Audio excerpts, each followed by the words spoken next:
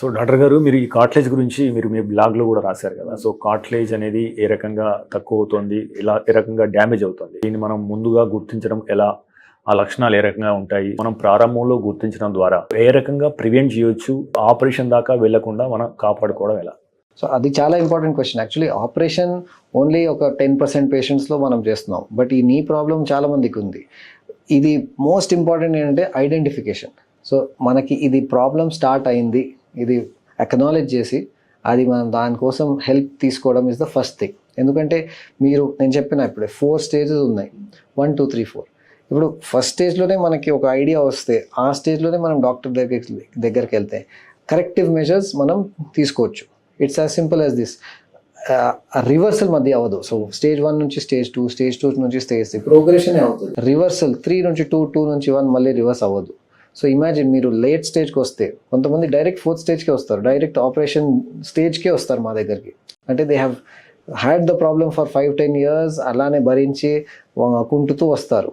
Operation తప్పించి వేరే ఉండదు. అంతే కదా, ఆ టైంలో ఆప్షన్ లేదు మనకి. బట్ ఎర్లీ స్టేజ్లో వస్తే చాలా టెక్నిక్స్ ఉన్నాయి. So exercises that constitutes about 70% of our treatment. Proper exercises మా డిపార్ట్మెంట్లో మంచి టీం ఉంది మా దగ్గర. వాళ్ళు నేర్పించిన ఎక్సర్సైజెస్ ఇంట్లో చేస్తే నథింగ్ లైక్ ఇట్. కొన్ని ప్రికాషన్స్ ఉన్నాయి. ఇప్పుడు మోకాలు అరగడం, ఆర్థరైటిస్ కొంతమందికి వచ్చిన తర్వాత ప్రికాషన్స్ ఉంటాయి కొన్ని. సో ఫుల్ ఫోల్డ్ కూర్చోకూడదు, కింద దేవుడి పూజ మనం ఇంట్లో కూర్చొని చేస్తాం, అట్లా కూర్చొని చేయకూడదు. మెట్లు ఎక్కడం దిగడం తగ్గియాలి, ఇండియన్ టాయిలెట్ పొజిషన్ మానేయాలి. సో 1 to 2, 2 to 3, 3 to 4 ఆ ప్రోగ్రెషన్ స్లో డౌన్ అయిపోతుంది. సో ఇవన్నీ ఎలా తెలుసుకుంటారు? ప్రాపర్ టైమ్లీ ట్రీట్మెంట్ తీసుకుంటే ఇవన్నీ స్టార్ట్ చేయొచ్చు. ఇది స్టార్ట్ చేస్తే ప్రోగ్రెషన్ ఆఫ్ డిజీజ్ ఆపొచ్చు. So that's the main. So apart from medicines, exercises, precautions and maybe some belt, ఇదంతా చేసి మనం డీలే ఆఫ్ ప్రోగ్రెషన్ చేయం. అండ్ దెన్ లాస్ట్ స్టేజ్లో డెఫినెట్లీ ఆపరేషన్. ఒకవేళ వాళ్ళకి కార్ట్లేజ్లో సమస్య ఉంది అంటే వారికి తెలుసుకోవడం ఎలా, లక్షణాలు ఎలా ఉంటాయి? Correct. So first thing is occasional knee pain start అవుతుంది. ఒకేజనల్ నీ పెయిన్ అంటే నార్మల్ స్టాండింగ్ వాకింగ్లో రాదు, but prolonged, suppose ½ an hour మీరు ఇంట్లో వంట చేసిన తర్వాత ఒక పెయిన్ స్టార్ట్ అవుతుంది.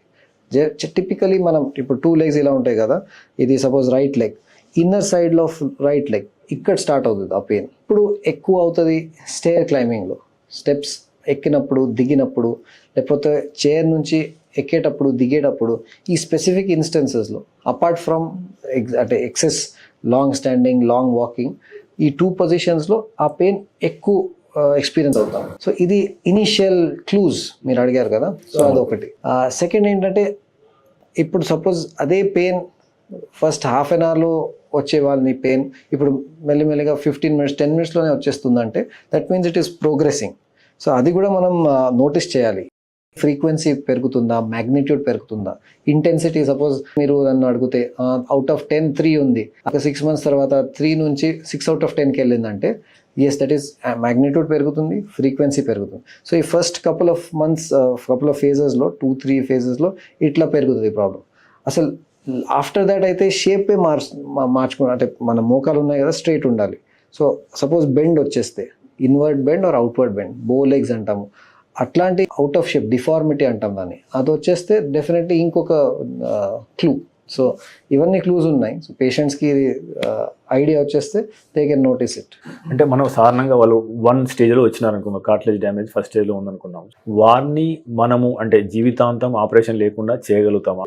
What extent? అట్లేం లేదు.